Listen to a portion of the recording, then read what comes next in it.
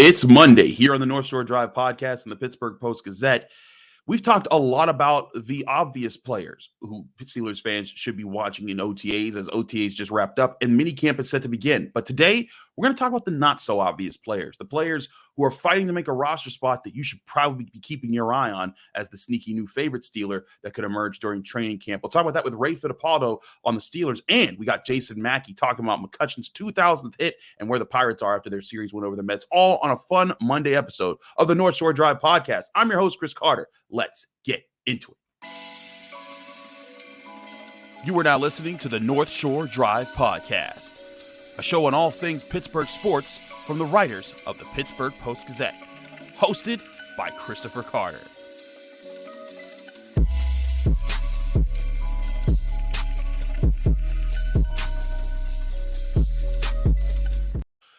Hello, everybody, and welcome to the North Shore Drive podcast. I'm your host, Chris Carter, here with Ray Fittipaldo, one of our esteemed Steelers beat writers. We're talking on a Monday. Of course, this show comes on every Monday, Wednesday, and Friday on the Pittsburgh Post-Gazette. You can find all of our written content at the post-gazette.com. You can find all our podcast content on your favorite podcasting app and on YouTube. Like this channel if you enjoyed it, or like this video if you enjoyed it. Subscribe to this channel to get all of your episodes. We also have daily content coming out about Pittsburgh sports all the time from our Pittsburgh Post-Gazette writers. Now, let's get into something here, Ray. Ray, you and I, we've talked about the obvious rookies, the obvious new faces, you know, the Marcus Golden, who they just signed, the Cole Holcombs, the Joey Porter Jr.'s, Broderick Joneses, Keanu Benton, Darnell Washingtons. We have gone over them a lot in OTAs and how what players are saying about them, what coaches are saying about them, and that I feel, you know, we've done extensive work on. But there's a lot of guys in this roster who've been brought in as undrafted free agents or just low-level free agent signings who were veterans in the league who people might not know the most of right now. And I think it's more than worth talking about who some of those guys are.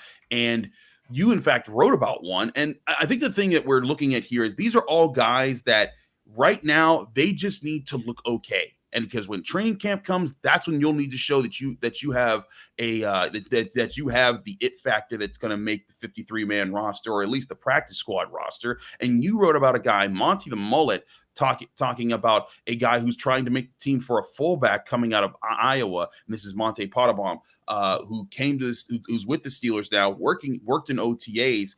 But your point is he has to kind of survive until training camp. What is it about him that when you wrote your story about him that kind of piques your interest? Yeah, I mean, listen, in Pittsburgh, there's some kind of strange fascination with fullbacks, right? Even though Derek Watt played 5 snaps a game, everyone wants a fullback in the game when the running game is struggling. So, you know, Monty said this. Hey, you know, he knew what was going on. He kind of knew that the Steelers were in the market for a fullback, and that's why he decided to sign with them as an undrafted free agent. Now, you know, he's probably the only true fullback in camp. But listen, Connor Hayward, I think we all realize, is going to play a multifaceted role within this offense. He's going to play tight end. He's going to play H-back, and he's probably going to play fullback too. But listen, Pottebaum, if he's good enough on special teams, he'll at least get a good look. And even if he doesn't make it, there have been guys in the past, Rosie Nix, who make it on the practice squad, right? And then they get called up when there's injuries or something like that. So, you know, we've talked about this throughout the offseason, Chris. The special teams have almost been completely turned over. I mean, the only holdover that I can think of off the top of my head right now, Miles Killebrew, right? Yeah. But Derek Watt is gone. A lot of these other guys who have been core special teamers for years weren't re-signed. Marcus Allen wasn't re-signed. Robert Spillane, but you know, only Spillane is signed by another team. All those guys are still out there, so they're looking for new, fresh blood. They're looking for those guys who are hungry to make a football team. And Monte Pottebaum and others are going to have a chance in training camp in the preseason games to prove to the coaches that they belong. One guy at a specific position on special teams could be really interesting to watch, and that's Jordan Byrd. Now, he's at a San Diego State and an undrafted free agent rookie, but he's a 5'9", weighs 170 player who runs fast, and you know we're not allowed to say what we see at training camp, but he runs fast. And I think that when people think about Calvin Austin III, there's another guy out there that can do that. And I think Jordan Byrd is another one of those guys that you could be looking at as a sneaky, like, hey, what if he actually is that fast and gives you that option so that you can maybe you could have him and Calvin Austin as potential return guys and have true speed on the field there. What have you heard or seen out of Jordan Byrd? Have you gotten a chance to talk to him? What's your feel on him as his position? Yeah, my feel right now is he's in a crowded position group, right? Because you got Calvin Austin III. You got Gunnar Olszewski, who is still around.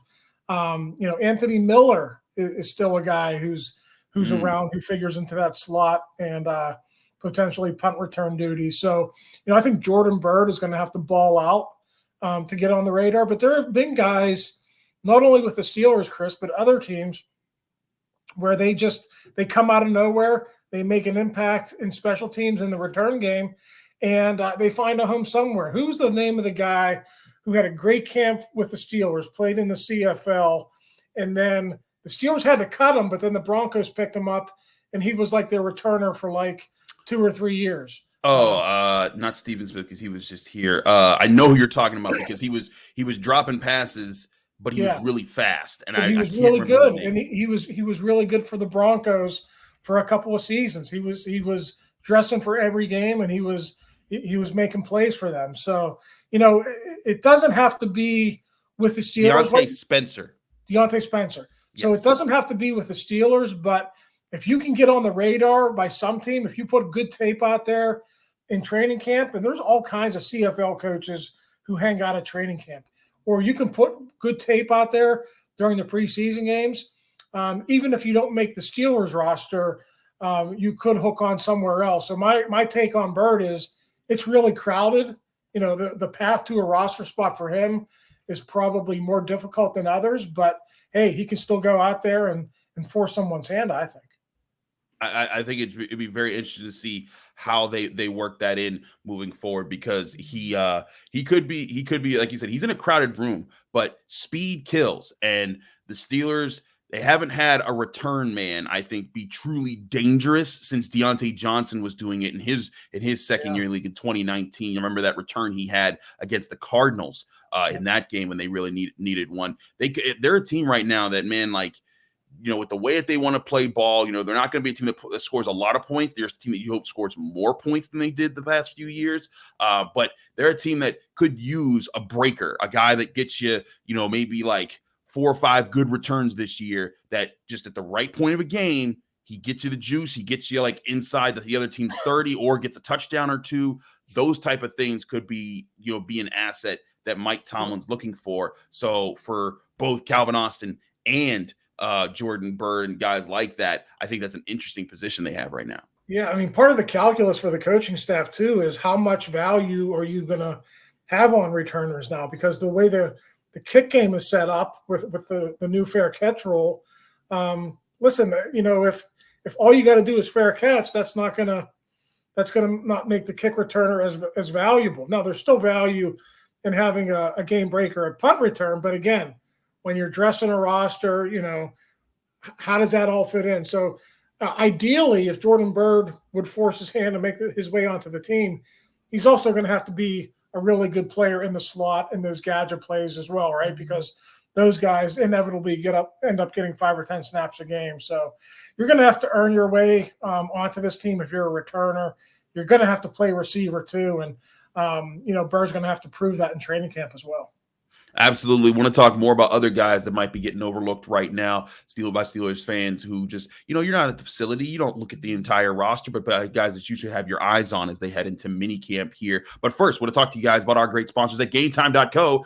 You can buy tickets for your favorite events on the app. That's Game Time. They can make it not stressful, and they can make it fast and easy to even buy tickets up to the last minute for all sports, music, comedy, and theater events near you. They give you killer deals on last-minute ticket deals that you can't find anywhere else, and they have a best price guarantee that can't be beat. So download the Game Time app today. It allows you to book tickets up to the last minute. You can see right where you're seating in the arena that you're going to. You can go. You can pick what it is, and when you're looking at it, you're getting flash deals on anything. This is football events, basketball, events, baseball events, concerts, comedy, theater, and so much more. And the Game Time guarantee means you'll always get the best price. So if you find tickets in the same section and row for less, Game Time will credit you 110% of the difference. So go get Game Time right now. You can snag tickets without the stress with Game Time. Download the Game Time app, create an account, and use code PITTPIT for $20 off your first purchase, or go to their website gametime.co. And terms and conditions apply. Create an account and redeem code PITTPIT for $20 off. Download Game Time today. Last minute tickets, lowest price guaranteed.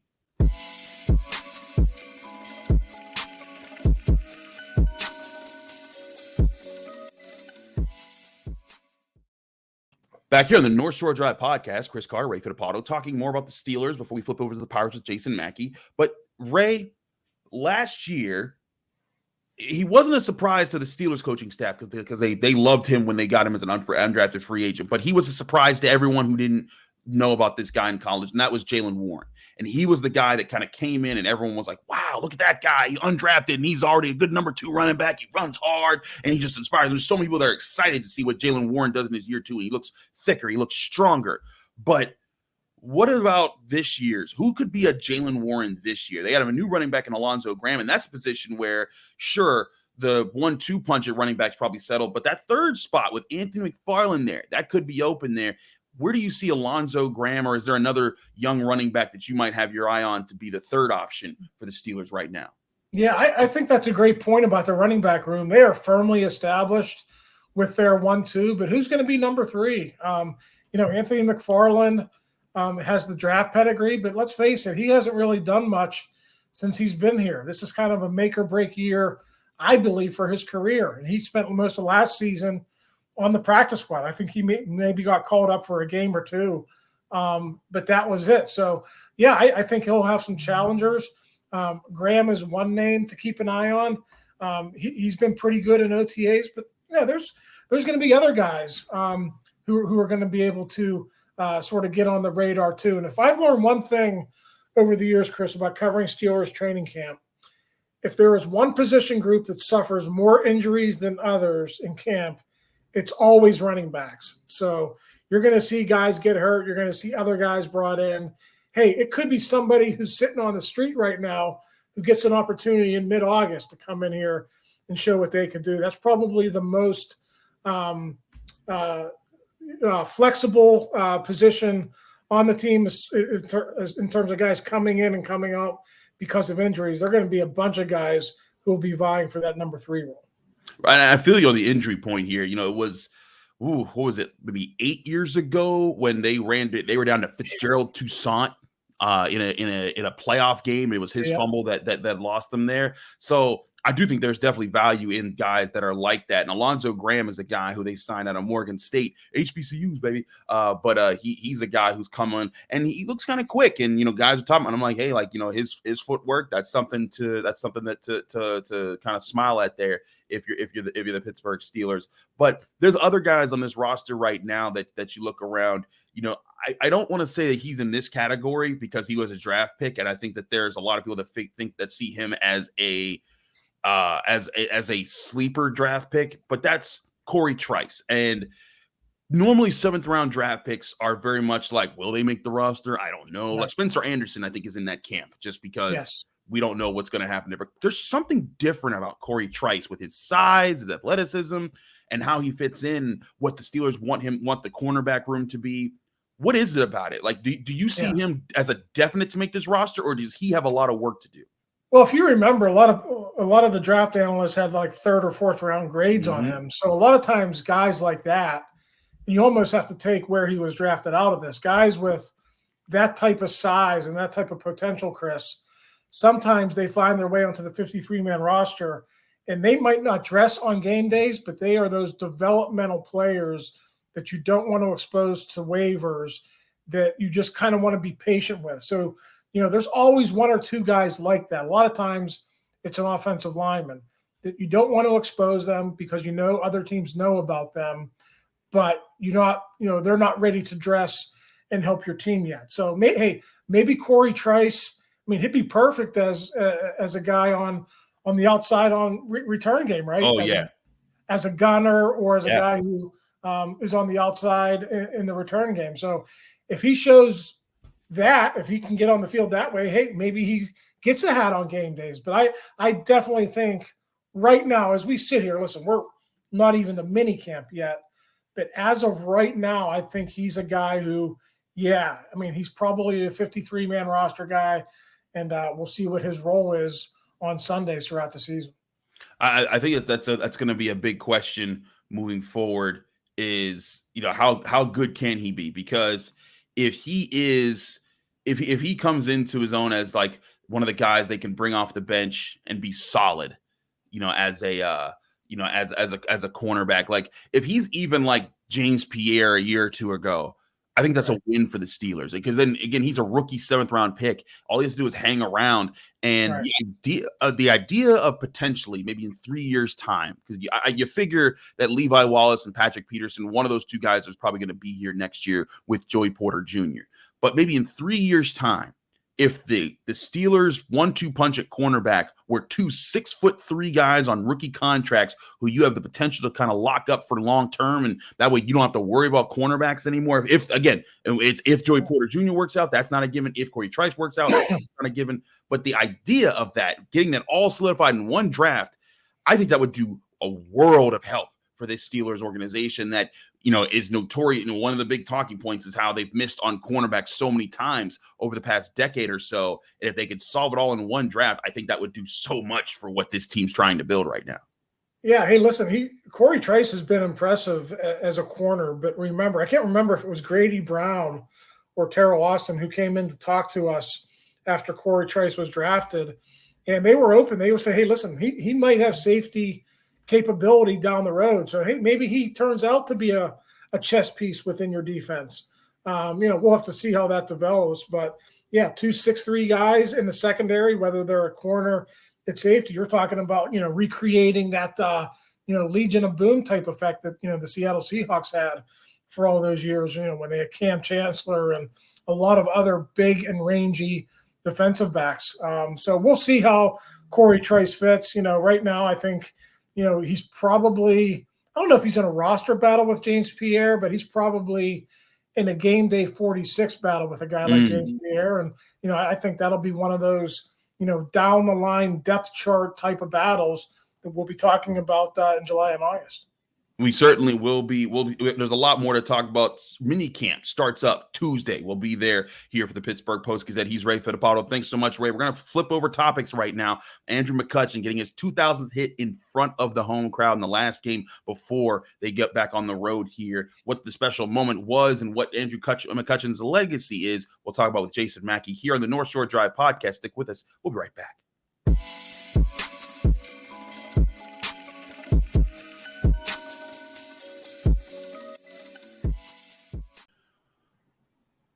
We're back here on the North Shore Drive podcast. I'm your host, Chris Carter. We switch topics to the Buccos. And Jason, you got to cover a very memorable moment at PNC Park. And there's been some memorable moments, but for a guy like Andrew McCutchen to get his 2000th hit at PNC Park, in my lifetime, I'm 34 years old. I was born in 1989. Of my watching time of being able to understand what sports are, Andrew McCutchen is the most important Pirate that I have seen in the organization. What was the atmosphere like when he got it on his leadoffs and his leadoff hit, and the appreciation of that moment? Tremendous, Chris. Tremendous. I covered a Stanley Cup final, and that will always be my number. Well, until something else. It's tough to beat that one, and it didn't, but it's right up there. And in terms of special moments in that ballpark, I mean, what are you going to put ahead of it? The 2013 wildcard game? It's fair. There aren't many more that supersede that one. I thought it was just it was appropriate. I thought it was appropriate in how Kutch got there, and that he took a bunch of walks and stayed within his approach and prioritized the team over himself. But at the same time, the minute he got that, the outpouring of support, the ovation that he got, it was 26,770 in the park yesterday, I believe. It felt a lot louder than that. It was really neat to see McCutchen acknowledge the crowd. I know personally from talking to him about this, how much Pittsburgh, PNC Park, all that stuff means to him. But it just, gives you goosebumps. He does it the right way. He's a good person, active in the community, is the most important part of this franchise in the past 30 years, if not more. and just means good things to so many people, and you can't help but be happy for the guy. And he's been an example of class in this city. I think that you could say that he's not just a talented guy, but he's a person that a lot of people resonate with, not just being in the community, but knowing how to carry, like how to have a strong voice, and how to be just that likable too. Like, anybody that knows Andrew McCutchen knows that he's a good person. I think it was awesome to get that moment there. I talked a little bit about this with our guests on the Final Word show on Channel 11 on Sunday night, but sure, he doesn't break into the Pirates top 5 all time, maybe not even the top 10 when you consider all the World Series and the great teams that came in there. Maybe, right. I'm not saying that I'm saying maybe. We might have a discussion there, Chris. Right. There is a discussion there. But for this generation, he is the only Pirate that has brought hope with him. And I think that is the biggest thing. But let's have that discussion. Yep. Is Andrew McCutchen a top 10 Pirate? I get yelled at by old people whenever I say that he should be in that discussion. Let him yell, man. Let him yell. Yell away. Seriously. And let's also understand the people making these lists right now, you and me, like, we're somewhat younger. I'm 39. In my lifetime, I mean, I'll put Barry Bonds on that list, and I think he should be on it. I think he's an elite player, I agree, regardless of anything that happened. But who else besides Bonds? In our lifetime, who else besides Bonds matters to this franchise? And I would maybe even argue, because of the way it happened, because of the dearth of possibilities around him, McCutchen might be more important than Bonds. I'm not saying McCutchen is a better player than Bonds. That would be insane. I'm saying more important, matters more to a fan base. Like, this is the equivalent I would use, Chris. Imagine these past 25, 30 years without Andrew McCutchen. Imagine what would be thinking right now didn't come along. This franchise is probably in Nashville or Montreal or God knows where. It's just in some abyss that, like, Major League Baseball has taken over because they've been so god awful. But along comes Andrew McCutchen, inspires hope, does things the right way, sets an example. I know from my standpoint, covering a lot of crap with the Pirates over the past couple of years where people get frustrated and you can say things based on numbers or this case or this might be logical, that might be logical. A lot of people don't want to hear it. Andrew McCutchen comes along and says, look, I think this team's good.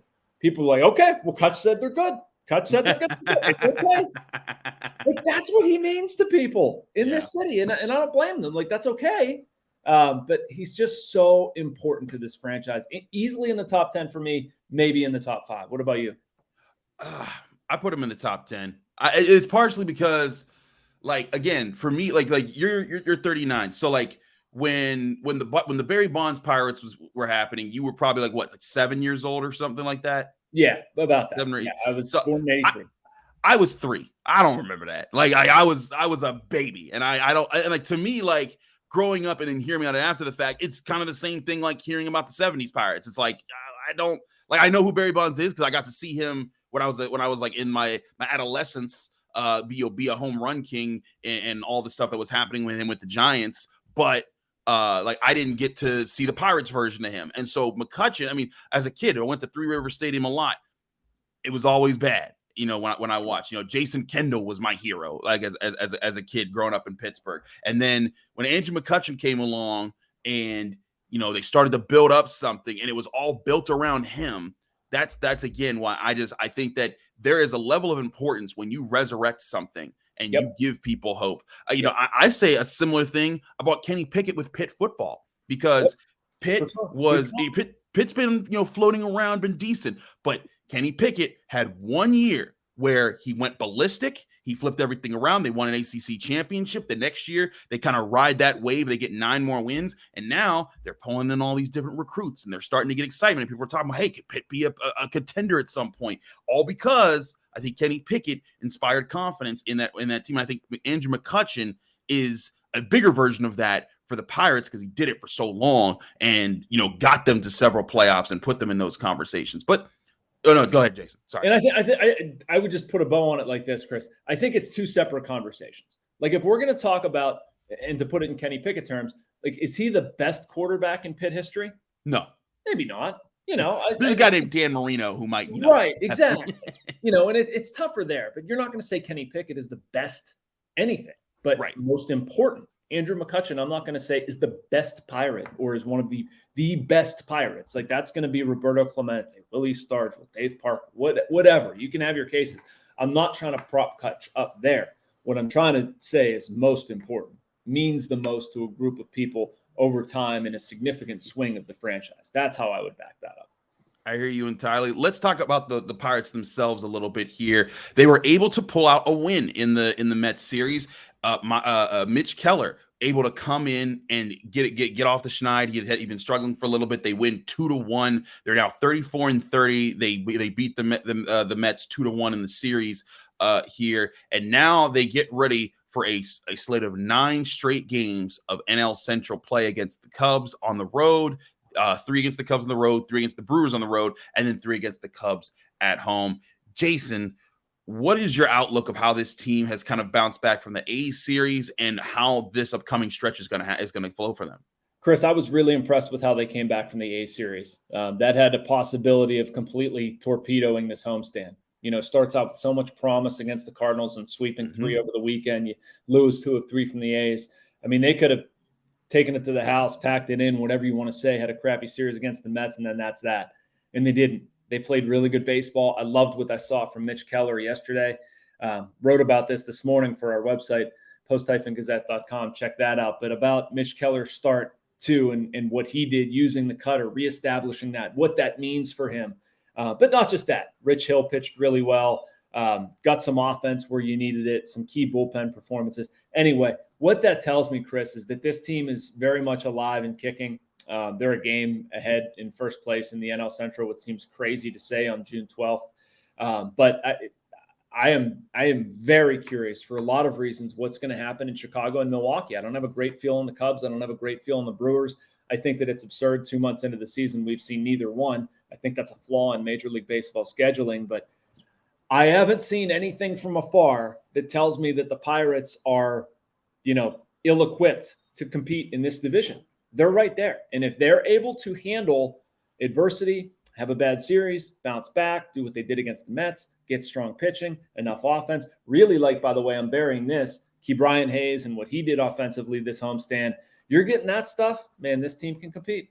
And again, not that this is an excuse for them or anything, because they still have to compete, but they're doing this without O'Neal Cruz. By the way, that guy was supposed to be the thing that we were going to watch for all season long. Be like, wow, look at that guy, and he hasn't been there for a month and a half, and it's like, what is going on with this team? But I'm right with you.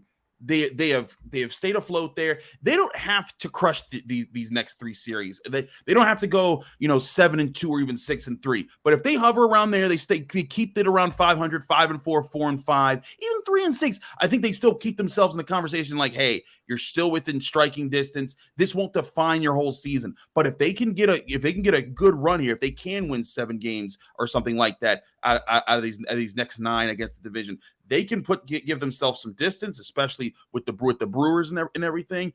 I think this could be really important and a chance for this young team to build some more confidence as they head into the long hours of the summer. Yeah, and you know what worries me though, Chris, and this is the way I see this going, and I agree with you for the most part, but I don't know if I ever see them getting too out of it, which is probably the good news. I don't ever see them pulling away with anything, which is probably the bad news. Like, it's just a cluster of whatever with NL Central, man. Like, there's going to be bad series. There's going to be bad stretches. If the Pirates can do what they did this week, though, and sort of pull themselves out of something quickly, I think that's what's going to be the difference here. One of the things that worries me, I sort of started that thought with this idea, though, the starting pitching depth is just at a concerning spot, even with what they got this weekend. Like, you're going to see Osvaldo Bido in Chicago, and he's making his MLB debut. Not exactly a heralded prospect, but the past 2 years has been a lot better. Curious to see how he fares because, frankly, they need him. Roansy Contreras is going to be in the bullpen and hasn't been effective as a starter. They're now counting on Luis Ortiz to do a lot. Ortiz was in AAA to begin the season. You want the rest of these guys to stay healthy. You need them to stay healthy and be consistently productive. It does start with starting pitching, and I just worry whether the Pirates have enough of it at this point. We'll see if they do. That starting pitching starts off with Ortiz on the mound against a very familiar name, Jamison Tyon with the Chicago Cubs. But that's in Chicago, 8:05 p.m. first pitch time on Tuesday. Jason will be there on hand doing his duties as our Pirates beat reporter. Thanks so much, Jason, for always being here on the North Shore Drive podcast. We look forward to talking with you about how that series is going with the Chicago Cubs. And thanks to Ray Fittipaldo for his coverage of the Pittsburgh Steelers. I'm Chris Carter, host of the North Shore Drive podcast. Thank you all for checking us out here every Monday, Wednesday, and Friday on your favorite podcasting app or on YouTube. We'll be back on Wednesday as Steelers minicamp opens up and we start to get more looks at some of the guys, as well as how is this road trip starting for the Pirates. We'll have that and more on the Wednesday episode of the North Shore Drive podcast. Thanks for tuning in to another episode of the North Shore Drive podcast of the Pittsburgh Post-Gazette. If you're watching this video on YouTube, please like the video and subscribe to our YouTube channel. For 6 months of digital access to post-gazette.com for just $6, click the link down below in the description.